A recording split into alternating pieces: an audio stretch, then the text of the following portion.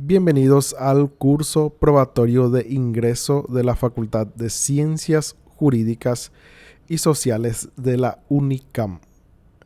Yo soy el abogado Armando Morel y nuestra materia será filosofía. Empezaremos con la unidad número 1 sobre el concepto de la filosofía, su definición real y etimológica. Como dijo Aristóteles, de todo lo que acabamos de decir sobre la ciencia misma resulta la definición de la filosofía que buscamos. Es la ciencia teorética de los primeros principios y de las primeras causas. Etimológicamente, la palabra filosofía significa el amor a la sabiduría. Filo, que significa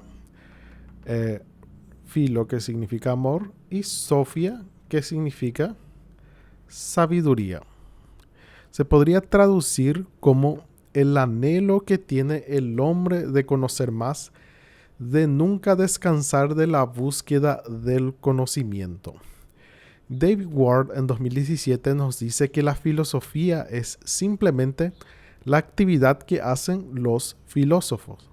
La filosofía tiene un área de acción muy difícil de restringir, pero el mismo autor intenta definir la filosofía como la actividad de averiguar la mejor manera de pensar en las cosas. Bueno, tal vez una cuestión que surja es, ¿no intentan todas las materias, todas las áreas de la ciencia hacer lo mismo? Cuando ejercemos un determinado modo de pensar durante una actividad dentro de una materia, el derecho por ejemplo, estamos muy inseridos en en nuestra área específica. La distinción es que la filosofía se aleja para pensar en la forma correcta de pensar las cosas. Es la actividad de pensar si estamos pensando bien. Por ejemplo, en derecho, ¿qué hacen los abogados? Estudian las leyes, las aplican, recogen datos para mejorar una determinada ley o aplicarla mejor. Pero podemos alejarnos de esa actividad y pensar, ¿qué estamos haciendo? ¿Por qué debemos obediencia a la ley? ¿Cuál es la justificación a la fuerza de la ley? ¿Cuáles son los argumentos que validan o refutan nuestra teoría legal? Cuando nos alejamos del proceso práctico del derecho de esa manera y empezamos a hacer preguntas sobre las formas de pensar y los modos de llevar a cabo las actividades propias del derecho, entonces estamos haciendo la transición de derecho a la filosofía del derecho. En el siguiente punto tenemos los problemas fundamentales de la filosofía. Los filósofos son como los niños, siempre preguntando ¿por qué? ¿Por qué? ¿Por qué? Casi todos ya tuvimos esa experiencia con los niños.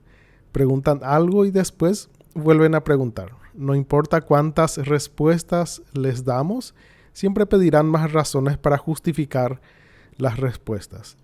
El filósofo siempre está generando preguntas, pero más que eso, hace un intento de encontrar las respuestas. Se dice que la filosofía es un tema fundamental. En algunos casos, no se trata la filosofía como un tema fundamental. Por ejemplo, si uno es un neurocirujano o un desactivador de bombas, en ambos casos, volver atrás y pensar en cuestiones filosóficas te pueden volver un neurocirujano o desactivador de bombas peor. Aún así, la actividad filosófica puede ser difícil y frustrante. Ingresar a un mundo de preguntas con pocas respuestas sólidas puede dar mucho dolor de cabeza. Pero el hecho que sea difícil también nos dice que puede ser algo importante, algo que valga la pena reflexionar. Obviamente que existen preguntas filosóficas triviales. Un filósofo puede interesarse por cuestiones filosóficas sobre botones de camisas o zapatos. No obstante, existe una diversidad inmensa de preguntas filosóficas muy importantes. Son los problemas fundamentales de la filosofía. Aquí tenemos, por ejemplo, el problema antropológico. El problema antropológico, donde uno se pregunta qué es el hombre, cuál es su naturaleza. Según el filósofo Kant, esta primera pregunta es la más importante de la filosofía. El problema metafísico u ontológico. ¿Qué es la realidad? Es la parte más puramente filosófica. Aquí estudiamos de manera radical la realidad, de dónde vino, cómo llegó a existir y por qué existe. Estudiamos el ser, la ontología etimológicamente significa estudio del ser. El problema del conocimiento. ¿Qué es el conocimiento? ¿Qué debo saber? ¿Cómo sabemos que nuestro conocimiento es válido? El problema ético. ¿Cómo debo obrar en la sociedad? ¿Son correctas las acciones que realizo? Aquí buscamos una definición del bien, de lo correcto y de las mejores normas para alcanzar el buen obrar. El problema estético. ¿Qué es la belleza? ¿Cómo considerar algo bello? Aquí la filosofía reflexiona sobre el arte y la belleza con sus distintas manifestaciones.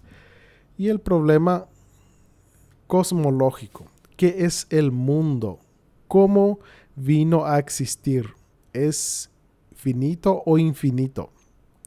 Se reflexiona sobre la existencia del universo y el mundo que rodea la humanidad. Argumentación. Reglas generales, identificación de premisas y conclusión. Para lograr hacer de la filosofía una actividad es necesario saber argumentar. Varios filósofos tienen ideas disparatadas que muchos estudian y aceptan. ¿Cómo es eso posible? La clave está en que no basta para el filósofo dar una idea, sino que debe saber argumentar su pensamiento. Uno puede leer las conclusiones de un filósofo y estar en desacuerdo con él. Pero si uno lee toda la argumentación que construyó para cimentar su idea, puede hasta cambiar de parecer y apoyar la conclusión del filósofo. Como dice Weston en su libro, argumentar no es simplemente afirmar un punto de vista. Argumentar implica un esfuerzo para apoyar un punto de vista en razones. La argumentación implica estructurar el pensamiento en premisas que apoyen una conclusión. Cuanto más sólidas sean las premisas, más respetable será la conclusión. Todos tenemos nuestra manera particular de filosofar. Aún los temas cotidianos. Según la definición de Ward, siempre estamos buscando la mejor manera de pensar las cosas. Imaginemos que tenemos una decisión cotidiana. Por ejemplo, si debo ir o no el domingo a ver un partido de fútbol en el campo de la ciudad. ¿Cómo hago para decidir eso? Lo normal es apoyarse en la evidencia que uno tiene a disposición. Busco entonces evidencia para respaldar mi reflexión y entonces yo digo, venden excelentes hamburguesas en la cancha. A mí me gustan las hamburguesas, entonces iré al partido de fútbol este domingo. En este ejemplo muy simple y nada filosófico podemos identificar una estructura. Esta parte corresponde a la premisa. Sería nuestra premisa número 1. Venden excelentes hamburguesas en la cancha de la ciudad. Y la premisa número 2 podemos encontrarla aquí. A mí me gustan las hamburguesas. Premisa número 2. Y aquí podemos encontrar en esto que una entonces iré al partido de fútbol este domingo. Conclusión. Perdón por la caligrafía. Bien, entonces podríamos estructurar de la siguiente manera nuestro pensamiento. Premisa número 1. Hay excelentes hamburguesas en la cancha. Premisa número 2. A mí me gustan las hamburguesas. Y la conclusión es, entonces iré a la cancha este domingo. Demuestra este argumento que debo ir a la cancha este domingo a ver un partido de fútbol. Si te surgen dudas o pensaste en maneras de cuestionar este argumento, felicidades, ya sabes algo de cómo se hace filosofía. Podemos cuestionar este argumento de diversas maneras. Busquemos algunas formas. Bueno, en primer lugar, el simple hecho de que vendan buenas hamburguesas en la cancha no implica que debo ir al partido el domingo. Puedo comprar buenas hamburguesas en muchos lugares fuera de la cancha. Tal vez yo intento disminuir mi consumo de carne. Tal vez sea vegetariano, o tal vez intento perder peso o ahorrar dinero. Así podemos cuestionar de muchas maneras las premisas. Notemos que todas las premisas son verdades. El hecho que sean verdades no implica que la conclusión sea correcta. Esto corresponde a la validez de la premisa. Una premisa puede ser verdadera y al mismo tiempo inválida dentro de un argumento. Otra forma de cuestionar puede ser atacar la veracidad de la premisa. Podemos decir que, bueno, tal vez las hamburguesas de la cancha no sean tan buenas. O tal vez me enfermé y a mí no me gustan más las hamburguesas. Como vemos, podemos cuestionar la veracidad o la validez de la premisa. Concluimos después de este análisis que el argumento no es válido. Esta es una forma de cuestionar un argumento filosófico. Ahora veamos un argumento más difícil de evaluar. Hablemos sobre un tema muy recurrente en la filosofía, el libre albedrío. Siempre se nos ha dicho que somos libres, de que podemos elegir ser buenos o malos, pero ¿será correcto? Vamos a leer el siguiente argumento. La primera premisa: los acontecimientos del pasado controlan exactamente cómo es el mundo presente y cómo será el mundo futuro. La segunda premisa: somos parte del mundo al igual que todo lo demás. La tercera premisa: no podemos controlar el pasado ni cómo el pasado controla el presente y el futuro. La conclusión que podemos llegar: por tanto, no controlamos nada de lo que ocurre en el mundo, incluyendo lo que pensamos, decimos o hacemos.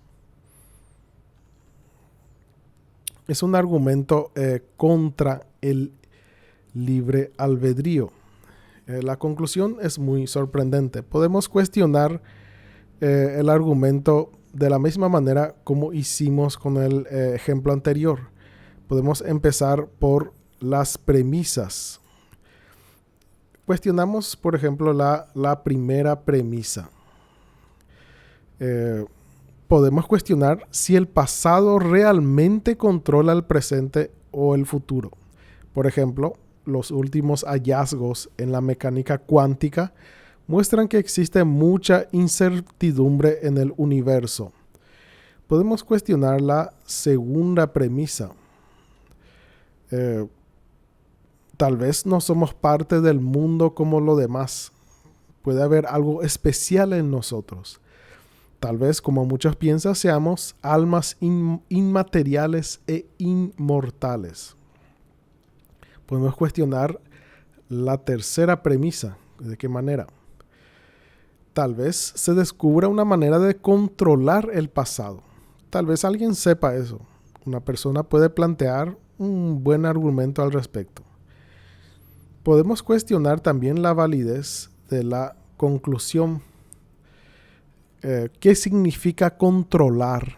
Quizás el control de las premisas se refiere a la forma como el estado físico del mundo controla cómo todo evoluciona en el futuro.